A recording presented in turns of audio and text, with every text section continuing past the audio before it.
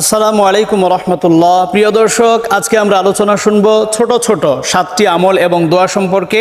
যেই 7টি আমল এবং দোয়ার প্রত্যেকটি আমলের উপরেই জান্নাতের গ্যারান্টি রয়েছে। আমরা যদি এই আমলগুলো নিয়মিত করতে পারি, দোয়াগুলো নিয়মিত পাঠ করতে পারি, তাহলে অবশ্যই আল্লাহ রাব্বুল আলামিন আমাদেরকে জান্নাত দান করবেন। প্রিয় দর্শক, যে সমস্ত আমলের উপর ডিরেক্টলি জান্নাতের গ্যারান্টি রয়েছে, এর মধ্যে 1 নম্বর যে আমলটার কথা আমরা শেয়ার করতে চাই, সেটা হচ্ছে প্রত্যেক ফরজ নামাজের পরে একবার করে আয়াতুল কুরসি পাঠ করা। আপনি যদি প্রত্যেক ফরজ নামাজের পরে জাস্ট একবার করে আয়াতুল কুরসি পাঠ করতে পারেন, তাহলে আল্লাহ রাব্বুল আলামিন মৃত্যুর পরপরই আপনার জন্য জান্নাতের সমস্ত দরজা খুলে দিবেন। সুবহানাল্লাহি ওয়া বিহামদিহি। এই বিষয়ে আসুনানুল কুবরা লিন-নাসাইর বর্ণনা এসেছে, হাদিস নম্বর 9928। রাসূল করিম সাল্লাল্লাহু আলাইহি ওয়াসাল্লাম বলেছেন, মান ক্বারাআ আয়াতাল কুরসি দুবুরা কুল্লি সালাতিন মাকতুবা লাম ইয়ামনাহু মিন দুখুলিল জান্নাহ ইল্লা আইয়ামুতা। কোনো ব্যক্তি যদি প্রত্যেক ফরজ নামাজের পরে জাস্ট একবার করে আয়াতুল কুরসি পাঠ করে যায়, তাহলে এই লোকটা জান্নাতে যাওয়ার পথে আর কোনো বাধা থাকে না। শুধুমাত্র একটা বাধা থাকে, সেটা হচ্ছে তার মৃত্যু। লোকটা মরছে না বলেই জান্নাতে ঢুকতে পারছে না, মৃত্যুর সাথে সাথেই আল্লাহ রাব্বুল আলামিন তার জন্য জান্নাতের সব দরজা খুলে দিবেন। সুবহানাল্লাহি ওয়া বিহামদিহি। এজন্য অবশ্যই আমরা প্রত্যেক ফরজ নামাজের পরে একবার করে আয়াতুল কুরসি পাঠ করব। আয়াতুল কুরসি আমরা সবাই জানি, সূরা বাকারার 255 নম্বর আয়াত, আমরা সেখান থেকে দেখে নেব। যে সমস্ত আমলের উপর সরাসরি ডিরেক্টলি জান্নাতের গ্যারান্টি রয়েছে, এর মধ্যে 2 নম্বর যে আমলটার কথা আমরা শেয়ার করতে চাই, সেটা হচ্ছে ফজর এবং মাগরিবের নামাজের পরে সূরা হাশরের শেষ 3 আয়াত তিলাওয়াত করা। আপনি যদি ফজর এবং মাগরিবের নামাজের পরে সূরা হাশরের শেষ 3 আয়াত তিলাওয়াত করতে পারেন এবং সকালবেলা তিলাওয়াত করে সন্ধ্যার আগেই যদি মৃত্যু হয়ে যায় আপনার, অথবা সন্ধ্যাবেলা তিলাওয়াত করে সকাল হওয়ার আগেই যদি আপনার মৃত্যু হয়ে যায়, তাহলে আল্লাহ রাব্বুল আলামিন আপনাকেও জান্নাতের মেহমান হিসেবে কবুল করে নেবেন। সুবহানাল্লাহি ওয়া বিহামদিহি। এই বিষয়ে সুনানে তিরমিজির বর্ণনায় এসেছে, হাদিস নম্বর 2922, 2922 নম্বর হাদিসের বর্ণনা। রাসূল করিম সাল্লাল্লাহু আলাইহি ওয়াসাল্লাম বলেছেন, মান ক্বালা হিনা ইউসবিহু সালাসা মাররাত আউযু বিল্লাহি সামিউল আলিমি মিনাশ শাইতানির রাজিম।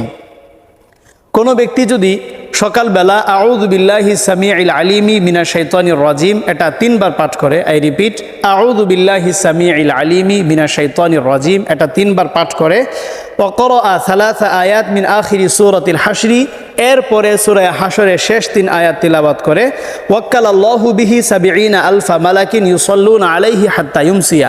আল্লাহ রাব্বুল আলামিন সকালবেলা সূরা হাশরের শেষ 3 আয়াত তিলাওয়াত করার কারণে সন্ধ্যা পর্যন্ত 70,000 ফেরেশতা নিযুক্ত করে দেন। এই 70,000 ফেরেশতা তার জন্য সন্ধ্যা পর্যন্ত রহমত, বরকত এবং মাগফিরাতের দোয়া করতেই থাকে। সুবহানাল্লাহি ওয়া বিহামদিহি। এরপরে বিশ্বনবী বলছেন, ওয়া ইন মাতা ফি যালিকাল ইয়াউম মাতা শাহিদা। ঘটনাক্রমে সকালবেলা সূরা হাশরের শেষ 3 আয়াত তিলাওয়াত করে সন্ধ্যা হওয়ার আগেই যদি সে মারা যায়, আল্লাহ রাব্বুল আলামিন তাকে কাল কিয়ামতের দিন শহীদদের কাতারে দাঁড় করিয়ে দিবেন। সুবহানাল্লাহি ওয়া বিহামদিহি।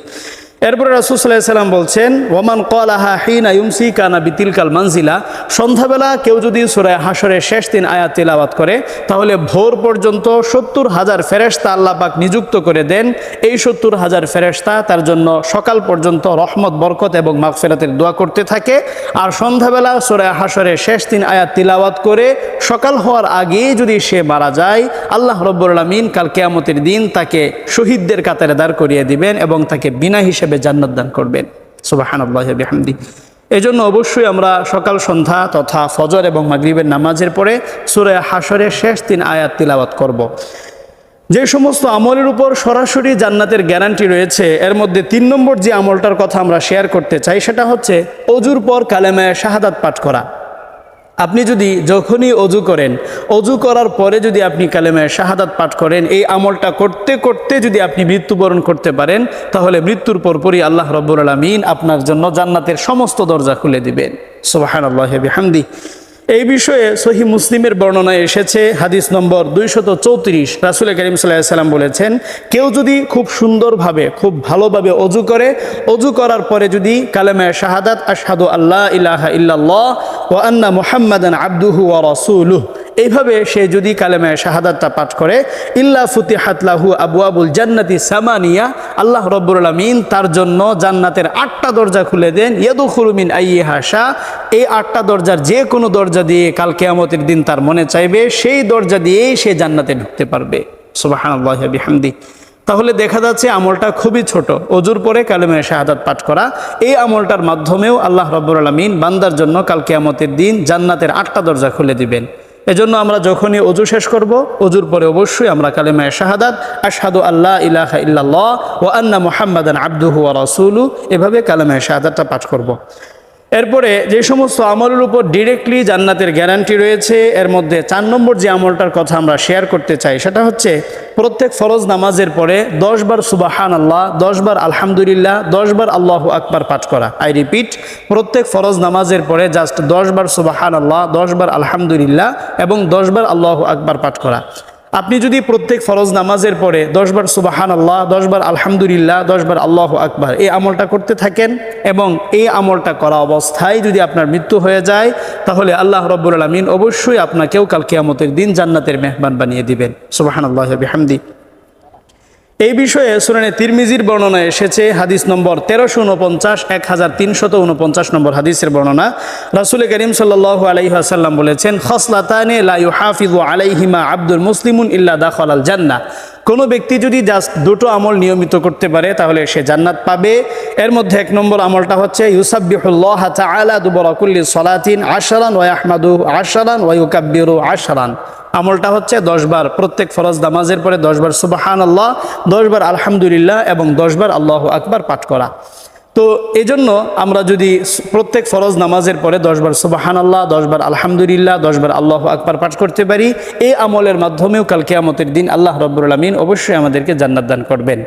তবে হ্যাঁ, আমরা তাসবিহে ফাতিমি নামে যে তাসবিহটা জানি, সুবহানাল্লাহ 33 বার, আলহামদুলিল্লাহ 33 বার, আল্লাহু আকবার 34 বার পাঠ করা প্রত্যেক ফরজ নামাজের পরে, সেটার কিন্তু ফজিলত মর্যাদা অনেক বেশি। এজন্য আমরা 33 বার করেই পাঠ করার চেষ্টা করব। এর মাধ্যমে 10 বারের উপর তো আমল হয়ে যাবে। এরপরে 5 নম্বর যে আমলটার কথা আমরা শেয়ার করতে চাই সেটা হচ্ছে ফজর এবং মাগরিবের নামাজের পরে সাইয়্যিদুল ইস্তিগফার পাঠ করা।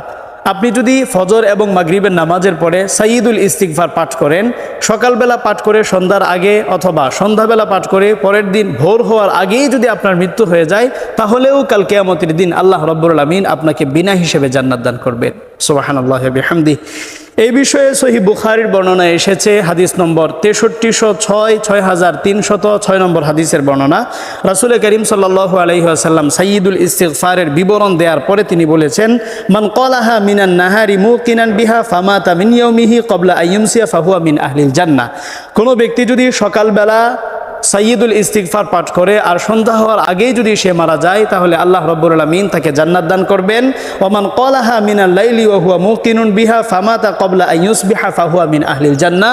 আবার সন্ধ্যাবেলা সাইয়্যিদুল ইস্তিগফার পাঠ করে সকাল হওয়ার আগেই যদি সে মারা যায়, আল্লাহ রাব্বুল আলামিন অবশ্যই তাকে জান্নাত দান করবেন। সুবহানাল্লাহি ওয়া বিহামদি। সাইয়্যিদুল ইস্তিগফার কাকে বলে সেটা আমরা সবাই জানি। সাইয়্যিদুল ইস্তিগফার হলো, আল্লাহুম্মা আনতা রাব্বি লা ইলাহা ইল্লা আনতা খালাকতানি ওয়া আনা আবদুকা ওয়া আনা আলা আহদিকা ওয়া ওয়া'দিকা মাসতাতা'তু আউযু বিকা মিন শাররি মা সানা'তু আবু'উ লাকা বিনি'মাতিকা আলাইয়া ওয়া আবু'উ লাকা বিযামবি ফাগফিরলি ফাইন্নাহু লা ইয়াগফিরুদ যুনুবা ইল্লা আনতা। আই রিপিট, আল্লাহুম্মা আনতা রাব্বি লা ইলাহা ইল্লা আনতা খালাকতানি ওয়া আনা আবদুকা ওয়া আনা আলা আহদিকা ওয়া ওয়া'দিকা মাসতাতা'তু আউযু বিকা মিন শাররি মা সানা'তু আবু'উ লাকা বিনি'মাতিকা আলাইয়া ওয়া আবু'উ লাকা বিযামবি ফাগফিরলি ফাইন্নাহু লা ইয়াগফিরুদ যুনুবা ইল্লা আনতা। তো আমরা সকাল এবং সন্ধ্যা ফজর এবং মাগরিবের নামাজের পরে অবশ্যই সাইয়্যিদুল ইস্তিগফার পাঠ করব। এরপরে 6 নম্বর যে আমলটার কথা আমরা শেয়ার করতে চাই সেটা হচ্ছে আজানের জবাব দেওয়া। আজানের জবাব দেওয়া মানে হচ্ছে মুয়াজ্জিন সাহেব যখন আজান দিচ্ছেন তখন মুয়াজ্জিন সাহেব আজানের যে বাক্যগুলো পাঠ করেন সেই বাক্যগুলো মুয়াজ্জিনের সাথে সাথে পাঠ করা। মুয়াজ্জিন যখন বলবে আল্লাহু আকবার আল্লাহু আকবার, তখন আপনিও সাথে বলবেন আল্লাহু আকবার আল্লাহু আকবার। মুয়াজ্জিন যখন বলবে আশহাদু আল্লা ইলাহা ইল্লাল্লাহ আশহাদু আন্না মুহাম্মাদার রাসূলুল্লাহ, তখন তার সাথে সাথে এগুলো বলবেন। তবে হ্যাঁ, হাইয়া আলাস সালাহ এবং হাইয়া আলাল ফালাহ এই দুটো শব্দ বা দুটো বাক্য যখন মুয়াজ্জিন বলবে তখন তার সাথে এই বাক্যগুলো না বলে বলতে হবে লা হাওলা ওয়ালা কুওয়াতা ইল্লা বিল্লাহ। তো এভাবে কোনো ব্যক্তি যদি আজানের জবাব দেন, মুয়াজ্জিন সাহেব যে শব্দগুলো আজানের সময় বলেন, মুয়াজ্জিনের সাথে সাথে সেই শব্দগুলো যারা পাঠ করবে, আল্লাহ রাব্বুল আলামিন ছোট্ট এই আমলটার মাধ্যমেও কাল কিয়ামতের দিন তাদেরকে জান্নাতের মেহমান বানিয়ে দিবেন। সুবহানাল্লাহি ওয়া বিহামদিহি। এই বিষয়ে সহিহ মুসলিমের বর্ণনা এসেছে, হাদিস নম্বর 385, রাসূল করিম সাল্লাল্লাহু আলাইহি ওয়াসাল্লাম বলেছেন, ইদা ক্বাল আল মুআযযিনু আল্লাহু আকবার ফাকালা আহাদুকুম আল্লাহু আকবার মিন কলবিহি দাখালাল জান্নাহ।